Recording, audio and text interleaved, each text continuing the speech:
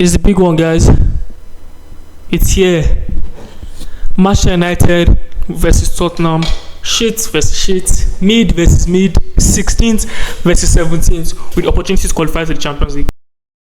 So, how did you even get here? How does the 16th side in the Premier League versus 17th side in the Premier League have a chance to qualify to the Champions League? It is crazy. It is Spurs' trophy chorus versus I always win things in my second season, mate. Don't usually win things, I always win things in my second year.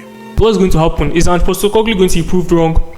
What happens? And that's exactly what we're here to do today. We're here to preview the biggest match of the season. And if as a fan of any of these clubs, me, I'm a Manchester United fan myself, do I think that a result on Wednesday forgives all that has happened this season? No. It's been a terrible season for both of us. But it definitely does make it a heck of a lot better, because at the end of this terrible season, we could have a chance next season to be playing in the Champions League. That's crazy. And as I said, as a fan of any of these clubs, whatever you think, whether you think it saves your season or not, one thing we all can't deny is the importance of this fixture for both sides. Do you even think about it? Like, what happens to each club if the result doesn't go their way come Wednesday night? It's crazy. So, and for any of you that are just tuning into this channel for the first time, I'm Jeff.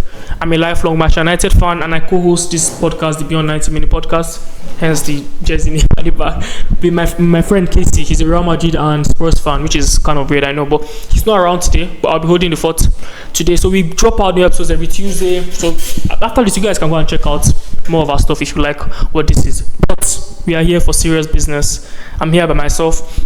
We are here to preview the Manchester United versus Spurs fixture. Cue the intro music.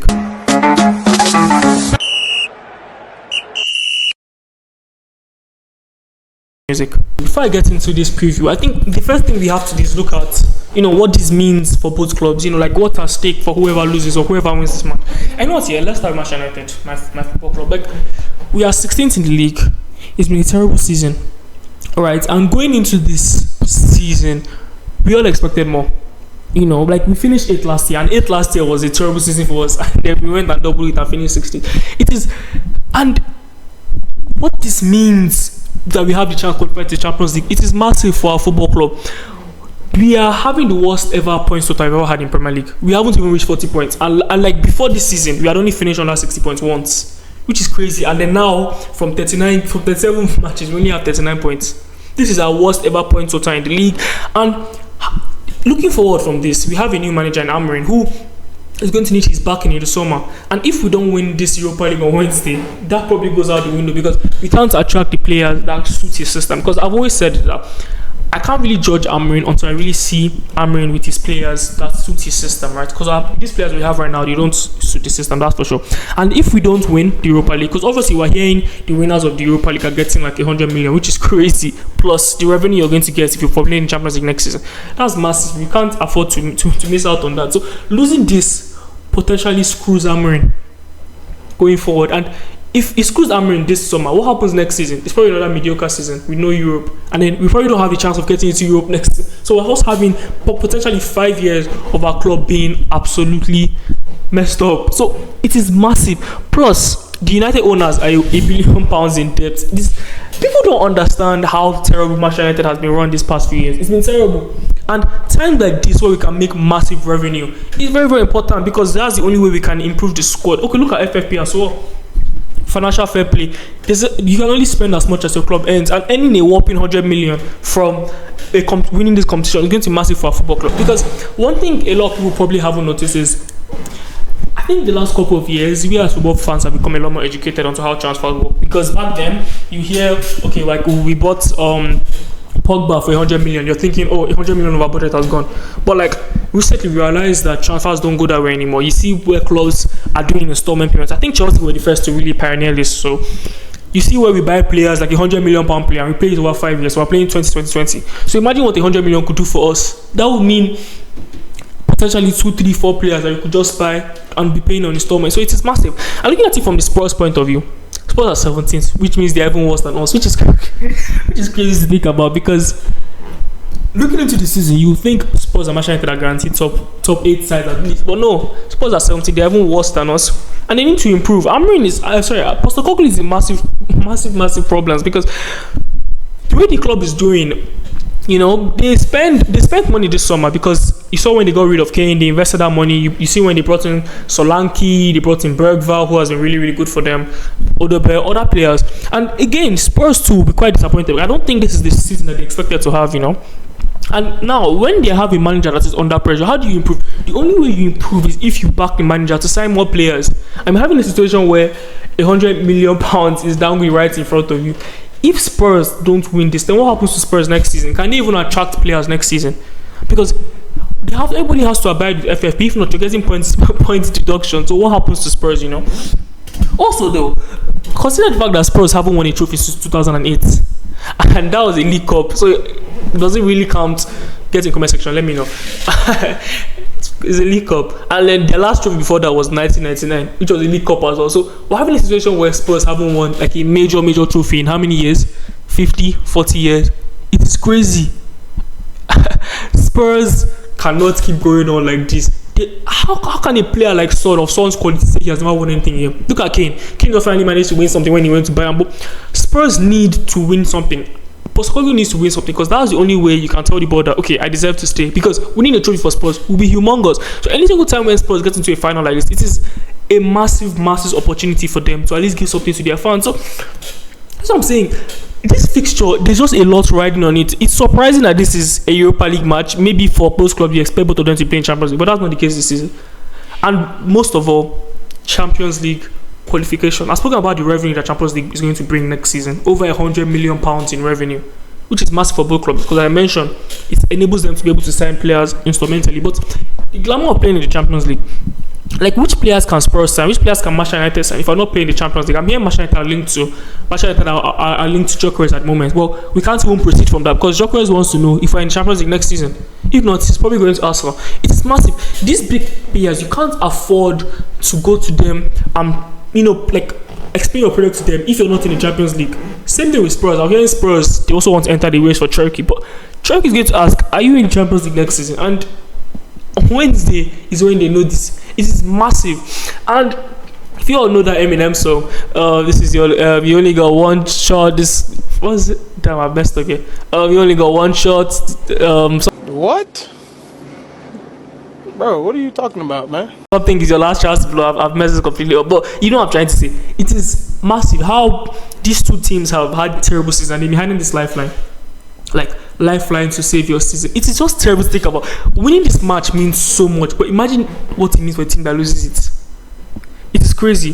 So whether or not you think a 17th place club, a 16th place club should qualify for Champions League, I think that's up to your own thoughts or whatever. As a Manchester United fan, you all should get out. I don't really give to.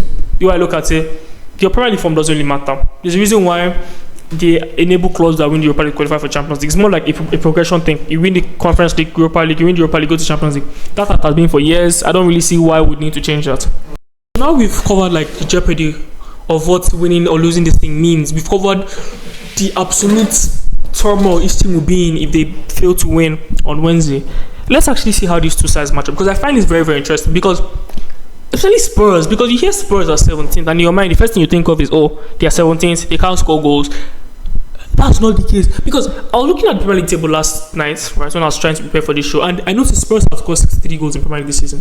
Which, for context though, Arsenal are second in the league and they've only scored 4 more than them, and they have the same amount of goals as Chelsea, who are 4th in the league. So you now ask yourself, like, why does a team that are in 7th place have the same amount of goals as a team that's in 4th place? And all the answer is defense. Spurs cannot defend, and frankly, I guess some of it obviously has to go to the fact that, you know, Romero and Van der Ven have been missing for a lot of time this season. I get that, but it just speaks to the fact that I expect the match on Wednesday to be very, very high scoring, because Spurs can score goals. You don't get anybody wrong. Spurs can score goals, but the issue is the fact that they've considered 61 goals in the Premier League themselves. Imagine scoring 63 goals and conceding 61. That is crazy.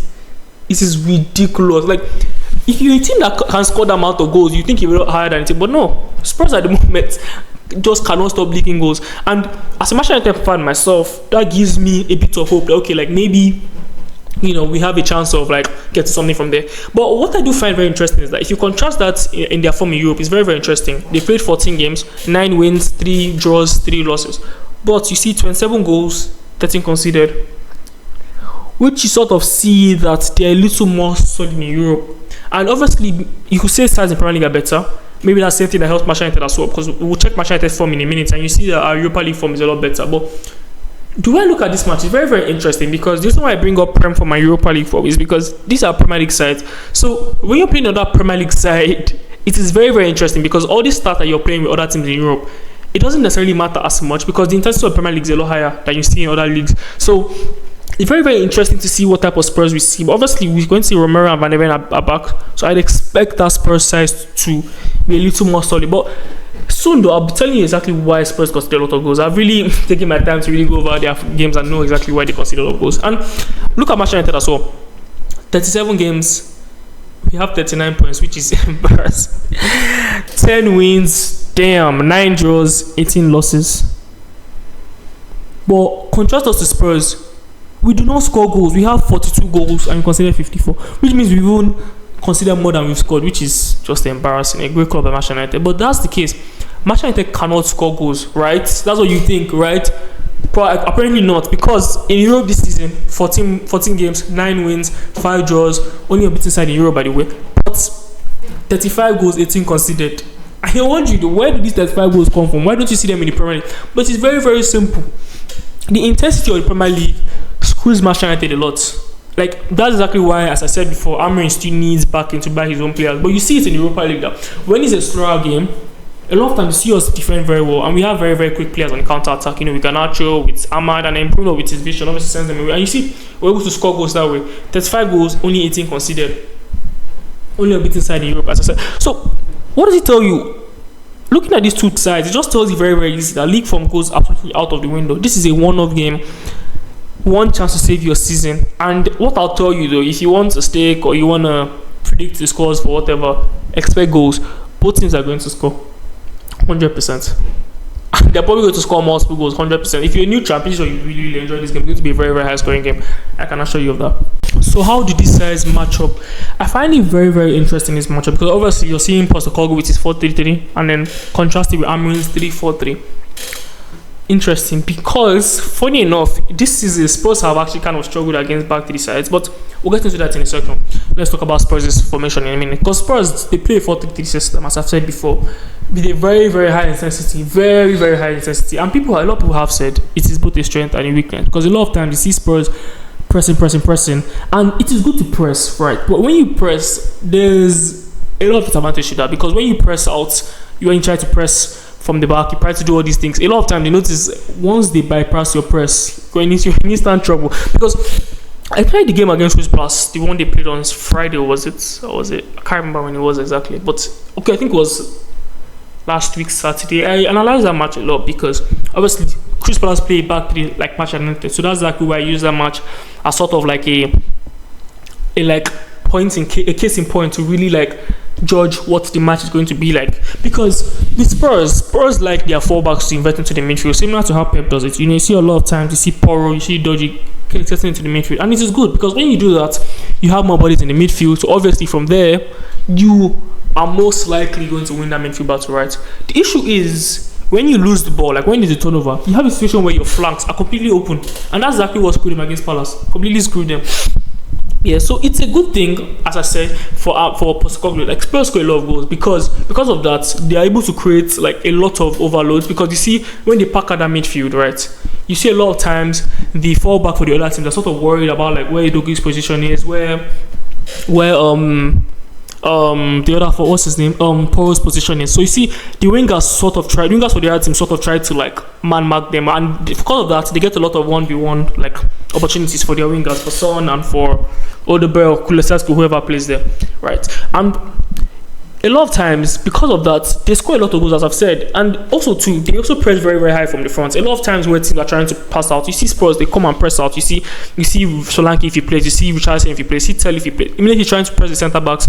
You see the same thing with the wingers as well. Same thing with the midfield as well. You see with Bentancur, you see with Bissouma, you see it with Bergvall. Very, very good.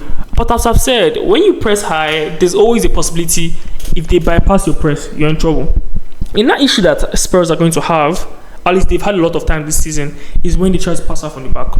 Because When they pass out from the back, as I've said, instantly you see their fullbacks going to the midfield, and it is a good thing, as I've said, but it becomes an issue when the centre backs receive the ball and they don't even have like a simple pass to the wide area because those fullbacks are already inverted to the midfield. It causes that a problem. So a lot of times for Spurs this season, you see times where they try to pass off on the back and they lose the football because they are trying to find outlets to pass. But teams are already smart to know that what they have to do, right, is just put a man on their CDM so he can't receive the ball. And their forwards are already gone into midfield. So a lot of times you see their centre back just playing around the at the back. It doesn't really do much for them. And contrasting it with Manchester United's system, right?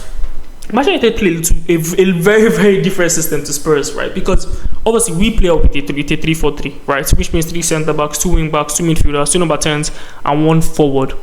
So obviously, I'm a Manchester United fan. I've watched loads of Manchester United games this season, and the weaknesses for our system are clear to see. They're very, very obvious. Similar to Spurs, we can't pass out from the back.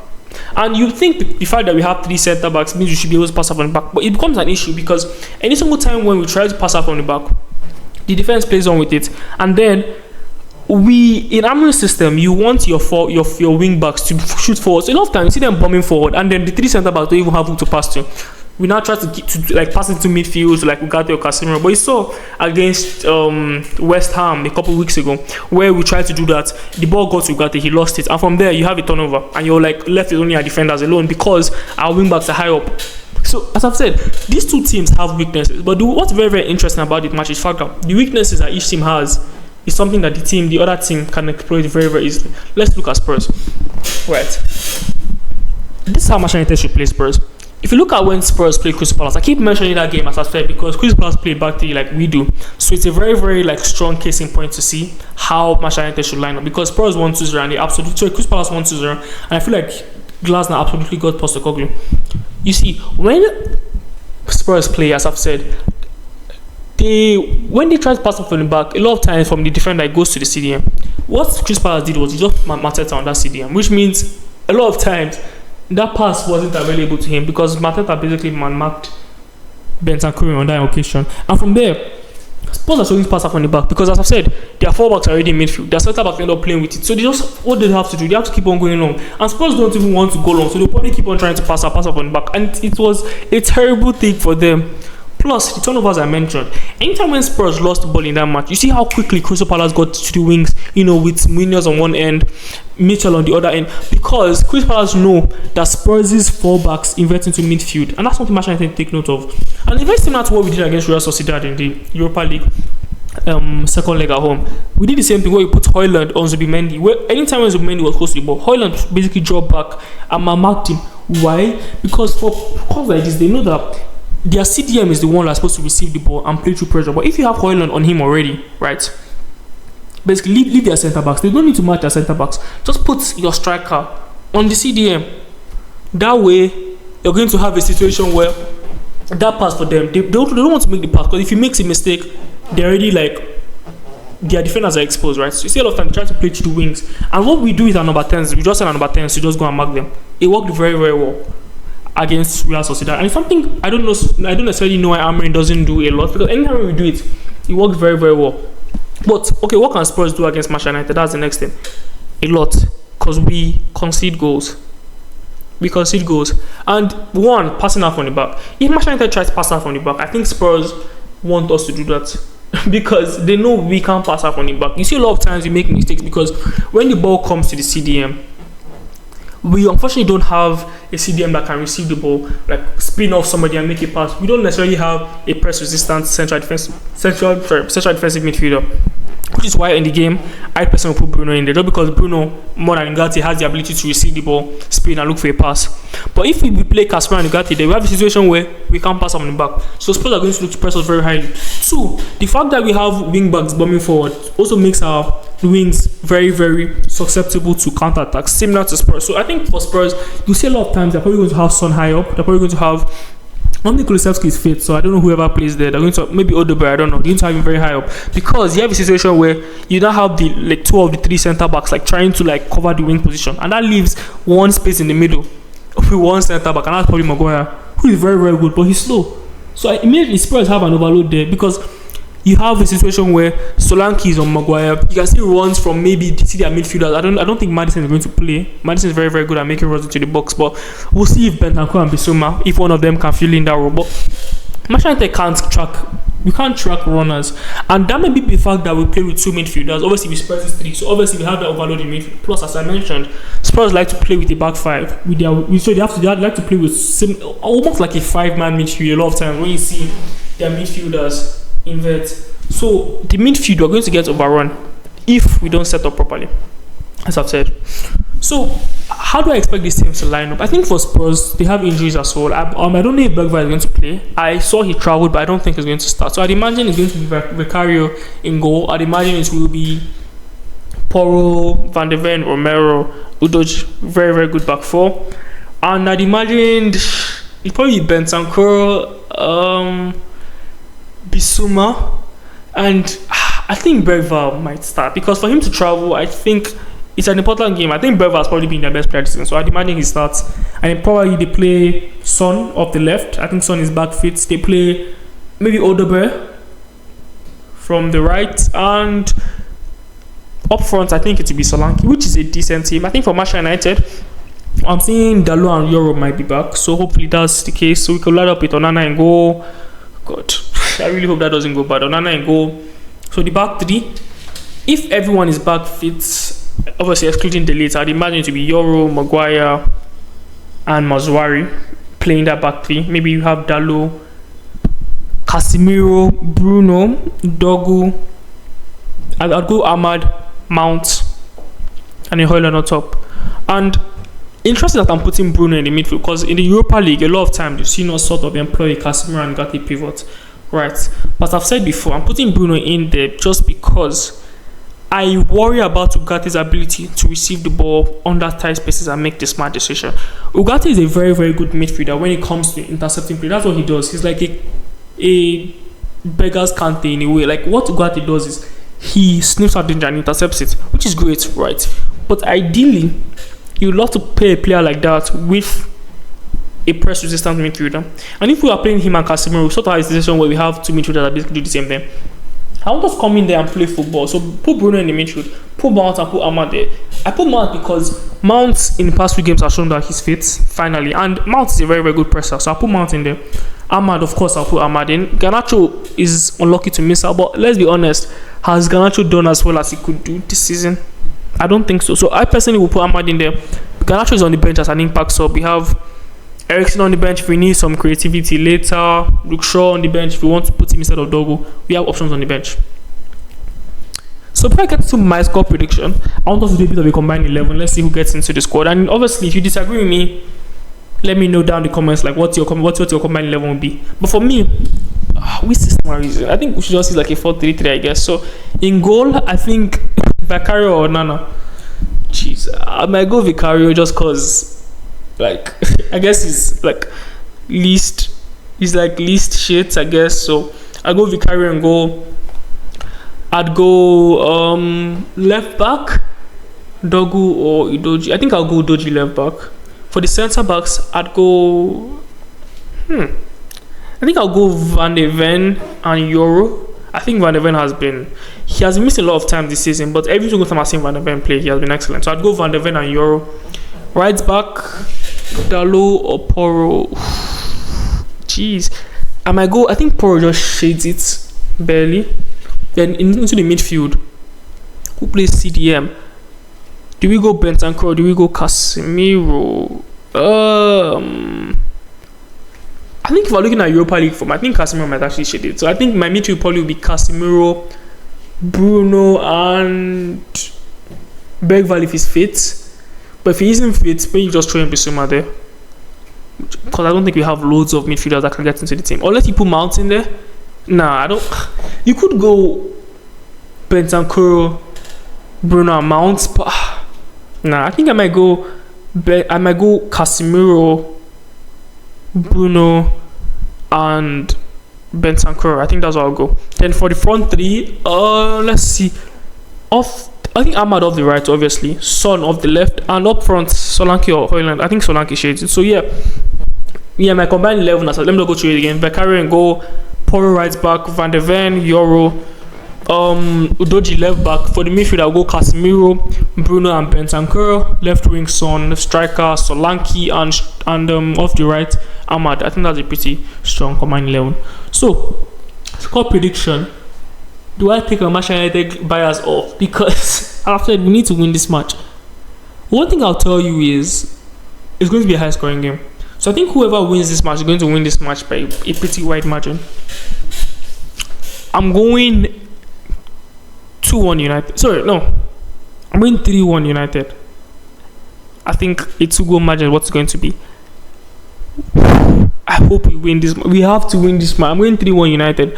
Just because I just feel experience matters a lot. You know, we have players that have won things here. You know, players that have experience. Look at Maguire, very, very experienced. He played the last European final. Bruno as well. Casemiro, who has basically won every single thing. We have experience. Spurs don't really have that. So I think that might shit it for us. But we need to play disciplined. We need to know that we need to be able to defend. We need to be able to understand that this playing out from the back. If you can't play out from the back, put it long. It's better. Let's not make those mistakes. We need to make sure we play as a team. I don't want to see any long shots. I don't want to see any stupid Bruno shots from whatever. I don't want to see Garnacho being selfish with the ball. No, let's play as a team. And for Spurs as well, I want to see Spurs play the way I've seen Ange play last season, because you're not really seeing that much this season. But when Spurs have all their players fit, Spurs actually play very, very entertaining. I want Manchester United to utilize that their high line. I want to see Holland get in behind the high line and, you know, at least hold the ball up, bring other people into play.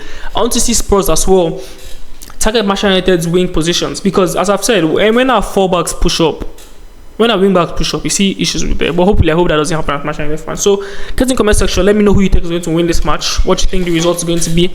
The jeopardy. What do you think happens if Manchester United loses this match? What do you think happens if Spurs lose this match? Does Amorim get sacked? Does Postecoglou get sacked? Let me know. Again, I'm Jeff from the Beyond 90 Minute podcast, and this is my Manchester United versus Spurs prediction. We'll see you guys next week, and we'll let you guys, and we'll discuss the result of this match, and obviously we'll preview the Champions League match ahead. Casey should be back next week, so gracias. Peace out.